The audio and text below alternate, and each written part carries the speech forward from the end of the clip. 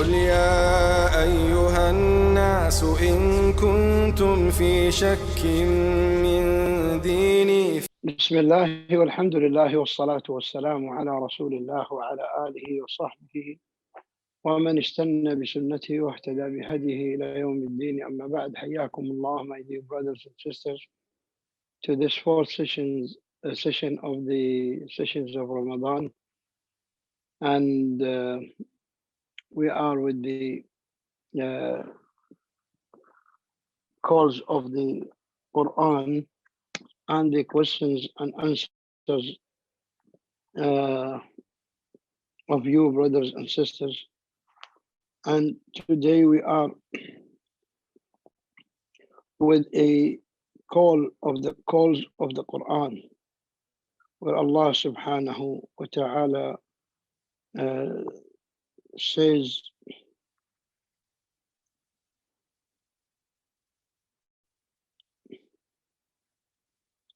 in the last call we were with يا أيها الذين آمنوا لا تقولوا راعنا, in ayah 104 of Surah al-Baqarah. That was the last call we had. The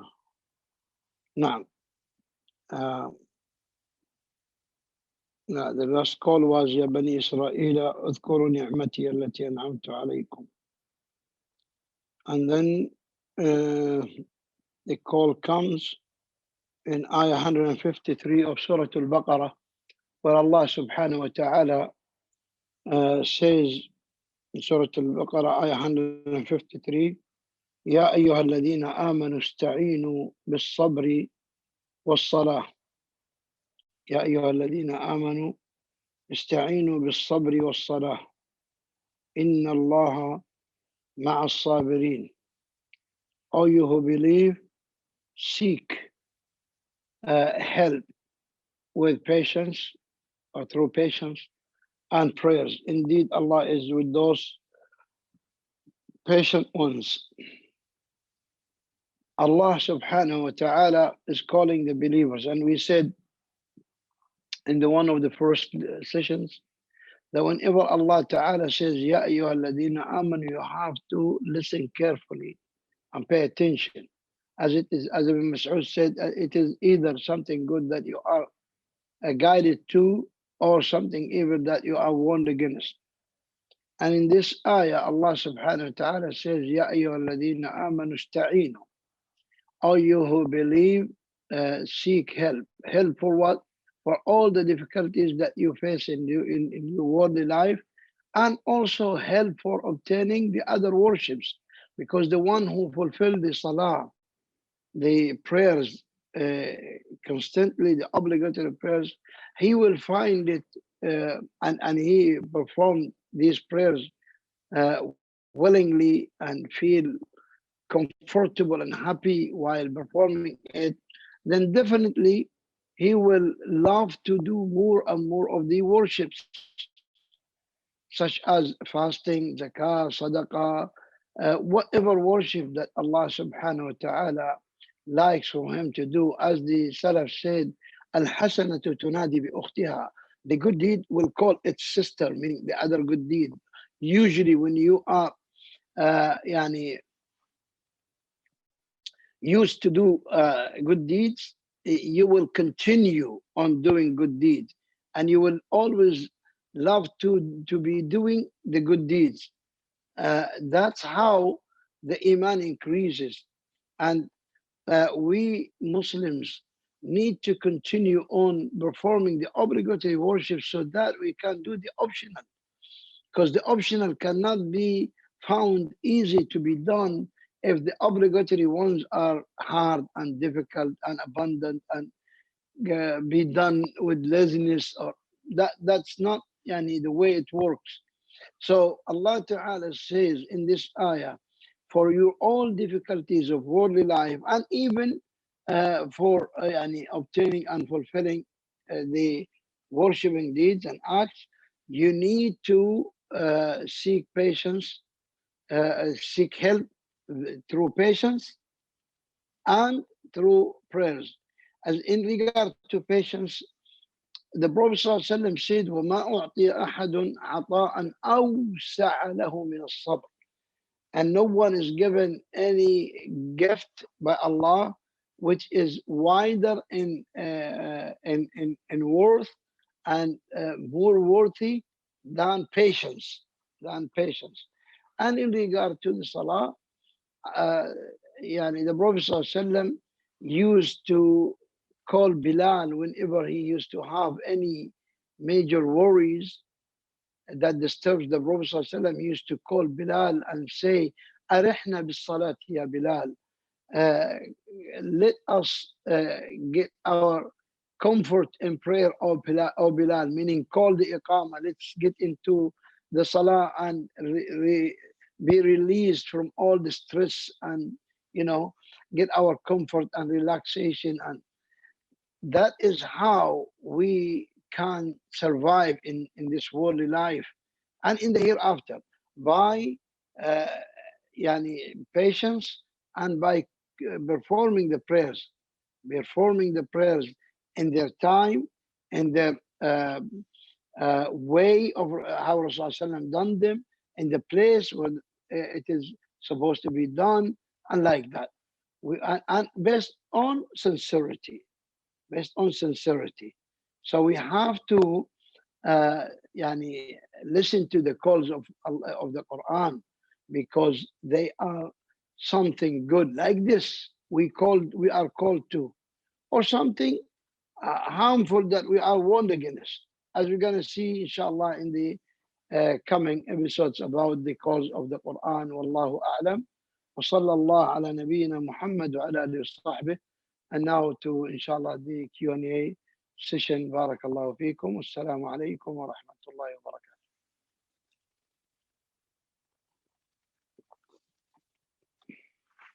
barakatuh. Ahsan Allah alayk, Shaykhana wa barakallahu feek. So we have a question here. Brother's asking, is it permissible to break one's fast with intercourse? Sorry for the explicit question, but I have tried looking for an answer for this and haven't found one. No, it is not. It is not permissible. First of all, one who is fasting, even optional fasting, sexual intercourse is forbidden for him. Forbidden for him. Because Allah subhanahu wa ta'ala in the Quran, in Surah Al-Baqarah, in the ayat of fasting, Allah subhanahu wa ta'ala told us, as أُحِلَّ لَكُمْ لَيْلَةُ الصِّيَامِ الرَّفَثُ إِلَى نِسَائِكُمْ. أُحِلَّ لَكُمْ لَيْلَةُ الصِّيَامِ الرَّفَثُ إِلَى نِسَائِكُمْ. It has been made permissible for you the night preceding fasting to go to your wives for sexual relations.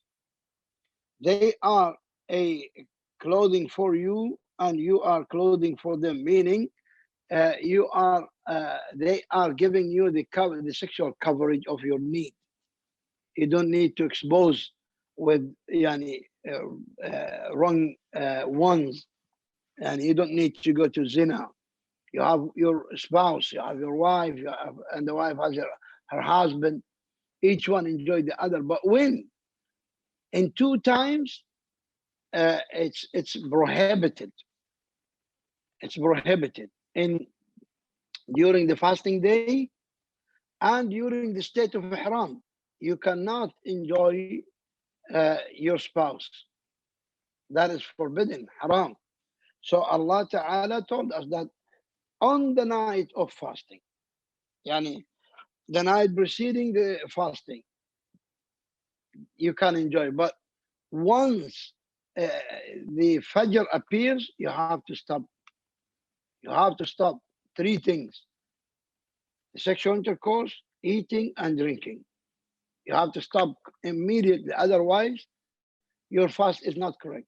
Now, if you break your fast, if you mean break your fast at Maghrib time by the sunset, and instead of eating or drinking, you break your fast with sexual intercourse,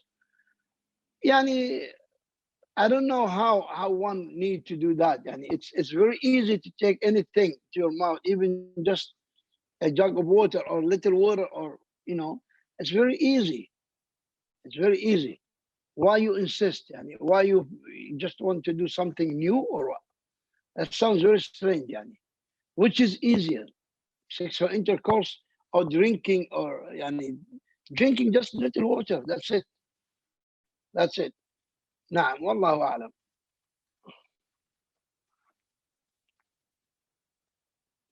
بارك الله فيك شيخنا. أظن أنه كان يسأل شيخنا بالنسبة إلى أن لعل بعض الصحابة أو بعض السلف كانوا يفعلوا هذا أو فعلوا، الله أعلم. ما أدري، لكن النبي صلى الله عليه وسلم ما فعل، وفعل النبي صلى الله عليه وسلم هو الأكمل. أيوة جزاك الله خير. Yeah, that extra bit he said that in as an addition, that perhaps some of them done it. Jazakallah khair. Next question is reciting Surah Ikhlas, Surah Al-Nas and Surah Al-Falaq 3 times after Fajr Salah considered part of Adhkar al-Sabah, or should they recite again with the rest of the Adhkar al-Sabah? Wallahi, the recitation of Surah Al-Ikhlas and Al-Falaq and Al-Nas, the hadith which says to recite them after Salah, it did not say 3 times, but it says after every Salah, you do the istighfar, and then you recite Surah Al-Falaq, Surah Al-Ikhlas, Ayat Al-Kursi, Surah Al-Nas, Surah Al-Ikhlas, Surah Al-Falaq, Surah Al-Nas. It did not say 3 times, but in the morning and evening, you say 3 times. Now, some of the ulama talk from that, as it is morning and evening, they said after Maghrib and after Fajr 3 times. But it seems that it is independent. That which is for prayers, that is for prayers. And that which is for morning and evening, that is for morning and evening. So in the morning and evening, 3 times. 3 times. 1 time Ayat al-Kursi, 3 times al-Ikhlas and the 2 Mu'awwidatayn. And in the evening, beside Ayat al-Kursi, the last 2 ayat of Surah Al-Baqarah. But after salawat, after the obligatory prayers, the hadith all say, general, like 1 time. نعم والله أعلم. Jazakallah khairan Shaykhana. We have another question here. Is it permissible to give zakat to pay off a debt of deceased family member? If it is a debt, yes. Yes, because the one who, if he didn't leave any inheritance behind, but if they did, if the deceased person has left some wealth, money, or whatever, inheritance, first thing to be done is his funeral to be prepared from this inheritance he left. And second is the debt he had has to be paid from the wealth he left. And what remains then is to be distributed amongst the inheritors. But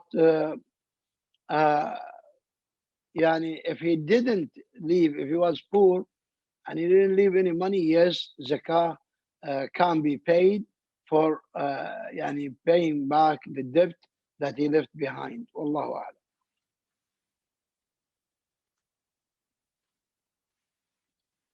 Ahsan Allah ilayk Shaykhana. Another question here from a sister on YouTube. She says, "Yeah, Shaykh, would you mind explaining what idle speech that is not permissible during fast is?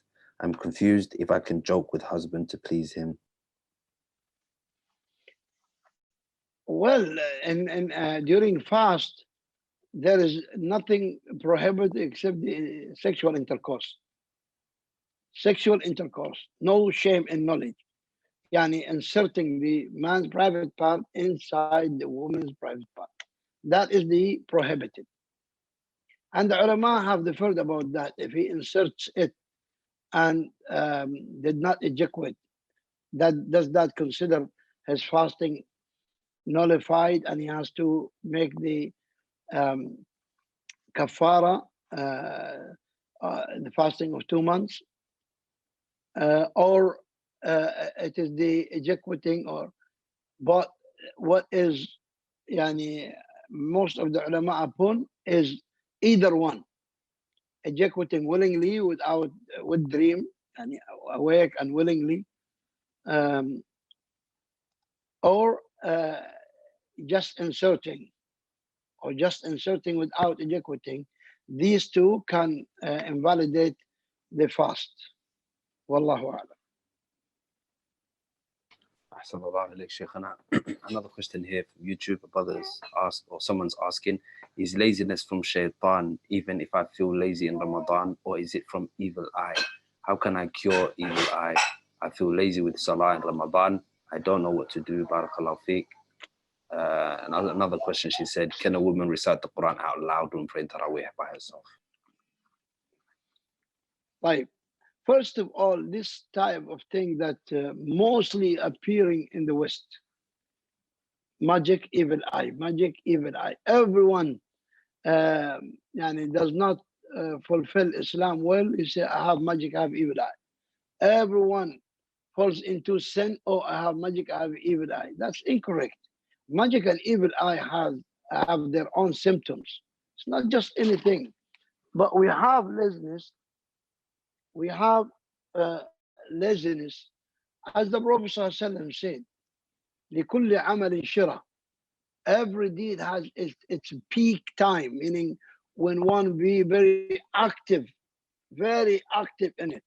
وَلِكُلِّ عَمَلٍ وَلِكُلِّ شِرَةٍ فِتْرَةٍ. And every activeness will have one day some sort of laziness or weakness. فَمَنْ كَانَتْ فِتْرَته إِلَى السُنَّةِ فَقَدْ رَشَدْ. So he, the one who has laziness, adhere with my sunnah, meaning it does not go out of the sunnah, does not go below the sunnah, then he is guided. So what you feel cannot be classified as evil eye or magic or la, but it can be only classified by laziness that you need to ask Allah to strengthen you in performing the ibadah. And that's why the Prophet ﷺ taught the Sahaba to say before salam of every single salah, Allahumma a'inni ala dhikrika wa shukrika wa husni ibadatik. I don't think that you are doing this dua. The questioner, I don't know if he's a man or a woman, but I don't think that you are constantly doing this dua before salam of every single salah. Allahumma a'inni ala dhikrika wa shukrika wa husni ibadatik. Oh Allah, help me to fulfill, to do your remembrance, your being gratitude, and the perfect way of performing ibadah to you. So you have to say this before salam of every single salah. So Allah Ta'ala help you to the next one and give you the strength and zeal to do it. But you don't repeat after the adhan, because you guys are living in a country where you cannot hear the muaddin. And you cannot repeat after him when he says, Hayya ala salah, Hayya al falah. He say, La hawla wa la quwwata illa billah. Means we have no ability nor power to do this except with Allah. So you're not doing these things, and then you complain of laziness. Yes, of course, laziness will be found when the person does not ask Allah subhanahu wa ta'ala to help him to perform his worship. So keep doing this and you will see the change. But I wish that the Muslim brothers and sisters in the West make a break of calling everything evil eye, magic, this and that. That sounds it became very big phenomena in the West. Everyone does any mistake, does anything, oh, even in driving, he drove wrong direction and get accident, oh, I have evil eye. Yani, subhanallah, that's yani, totally wrong. The Sahaba used to have laziness. Never any of them said, or the Prophet ﷺ said to them that this is evil eye or yani, or magic or لا, that's not correct يا أخوان. نعم والله أعلم. أحسن الله إليك شيخنا. Another question here. May Allah preserve you with good. May Allah preserve you with good health and iman. Shaykh, a brother has a question related to zakah. Does he pay zakah on a property he bought to rent out? He's not the full owner, but has 20% share. To build the property took 2 years and he has been paying his share in installments. Should he pay zakah each year on what he has paid for the property? What about the rent he received from the property once the construction is completed and the property is being used? The money of yani, sharing, if you submit it, if you give it to the contractor or to the company, and the company held it for 1 full year, then they are responsible of giving out the zakah of it. Because even if it is a partnership between many partners to build up building and rent this building out. Now the money that they collect from the partners, if it remains in the saving or in the account of belong to the company for 1 year, not necessarily all of it, but if any part of it remained in the account or in the save for 1 year, and it reached the nisab, which equals the price of 85 grams of gold of the day, then they have to give out zakah for it. So you need to ask them to know. But if the construction is going on, it's impossible that what they collect will remain for 1 year. Therefore, we say the building which is being built or been rented, the building does not have zakah on it, even if the value is so huge. Let's assume that he has one of the massive towers that maybe can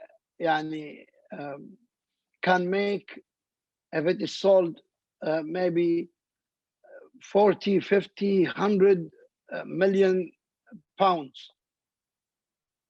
But it is only owned for rent. And the rent of it is, let's say, 500 pounds or 500,000 pounds, £500,000 or 1 million pounds a year. Then the zakah is not on the 100 million pounds, which is the initiative cost of it, or the price of it, but the zakah is due on the rent if they take it and it remained in their ownership for 1 year. If they collect the rents, and this rent, whether all the rent of all the building or just portions, if these portions can equal or more than the price of 85 grams of gold, then they have to give out zakah for the rent, which has 1 year passed while being held in the ownership. Then that has to be zakah has to be given for. Other than that, no zakah on the asset itself. Wallahu a'lam. أحسن الله إليك شيخنا وبارك الله فيك. Now, another question here from YouTube. A brother's asking, if we are traveling abroad to a country where we have a house, do we pray Salat al-Qasr when we have arrived at our home? If so, how many days we could be there for a month or so? This is a matter of different opinions of the scholars. First of all, where do you live? If you, let's say you have a house in Birmingham and you are staying in London. Are you living in London? Yani, have full accommodation permanently, you are living there, and time to time you go to Birmingham, but you own the house there. Then in this case, most of the ulama say that you in Birmingham is a traveler. And some ulama say as long as you own the house and it is furnished, then you are not a traveler in both cities. However, the proofs and evidences say different, because you are not a resident in Birmingham anymore. And whenever people ask you, where do you live? You say in London. So that is your residence. It's not in where you own a house. You might be owning a house in each city of England, but does not mean that you are living in these houses. But it is where you intended to reside. You are residing in London. Then you are not traveler in London. But when you go to Birmingham, yes, you're a traveler. Now, how long, how many days? Again, this is different opinions on this matter among the scholars. The proper opinion is what Shaykh al-Islam ibn Taymiyyah said, that Rasulullah ﷺ did not limit number of days. Some fuqaha say 4 days, and some say 7, and some say 15, and some say 19. But Shaykh al-Islam ibn Taymiyyah said that Rasulullah ﷺ did not limit the days which are considered to be the traveling parameter. But as long as you are still considered traveler, as long as you are not intending to reside in that place, then you are a traveler. Ibn Umar, first of all, Rasulullah stayed in Mecca 19 days when he conquered Mecca, and he was shortening the prayers. He was shortening the prayers. Ibn Umar in Samarkand, they shortened the prayers for 6 months. Yes, some ulama say, but that is because the snow which accumulated and became very high hills, and so they could not travel. Yes, but they knew that this snow would not melt before at least a month or 2, if not more. So that's why the proper opinion is there is no limited number of days for travel to be considered a travel that you can shorten the prayer with. Now, joining the prayers is different thing. Joining the prayer, you can join the prayer, you can combine whether in travel or in residence, based on the need for it. Based on the need. As the Prophet ﷺ, he combined in Medina. When Ibn Abbas was asked why he did that, he said he wanted to raise the harm from his ummah, meaning not to put them in the harm of not combining if they are in need. Wallahu ta'ala alam. Ahsanallahu alayk, Shaykhana wa barakallahu feek. We have another question here. I have a question about faith and acts of ibadah. When we worship and we try to fulfill all actions in the Quran and the Sunnah, but we are feeling it is so much that it causes one hardship, can they leave off the ibadah and do only what they do as long as they fulfill the fard ibadah? The Prophet ﷺ informed us that we should worship Allah according to our abilities. Do not exceed the boundaries of your ability. as when he sallallahu alaihi wasallam was informed that 3 people came to his houses, and one of them said that uh, uh, he will spend all nights in praying and never sleep in night, and the others said that he will spend all days in fasting and never he break the fast during the days, and the third he said that he's not going to marry a woman. The Prophet ﷺ, he came up to the minbar and he said, what about people saying so and so? Indeed, I pray at night and sleep at night. I fast some days and break for some days. And I marry women. And this is my sunnah. Whoever does not take my sunnah, then he is not from me. And he sallallahu told Abdullah ibn Amr ibn al-As, when he used to fast every day and spend night for prayers and recite the Quran every night, he sallallahu told him not to do so, and he told him to sleep and pray, and he told him to fast some days and break some days. And when he insisted, he told him to take the way of Dawood alayhi salam, divide the night and fast one day and break one day. And he told him not to recite the Quran in lesser than 3 days. So, the one should only, as the Prophet ﷺ said, do of the worships as you can. Do not push yourself to do what is more than your ability. Maybe you are strong most of the days, but in one night you'll be very sleepy. Then don't force yourself to continue. As the Prophet ﷺ said, when you feel sleepy, go to sleep, because you may intend to make dua, but you make dua against yourself or curse yourself while not knowing, because you are sleepy. So do as much as you can. Yes, you need to strive, but at the same time you need to give your body its right to rest. Wallahu a'lam. We maybe take one last question because I have another talk, inshallah. ايوه شيخ بارك الله فيك. لا بأس حينما تريد ان شاء الله. we were going to finish early as well لأن يوجد درس قبل هذا. وجزاك الله خير على كل حال. نأخذ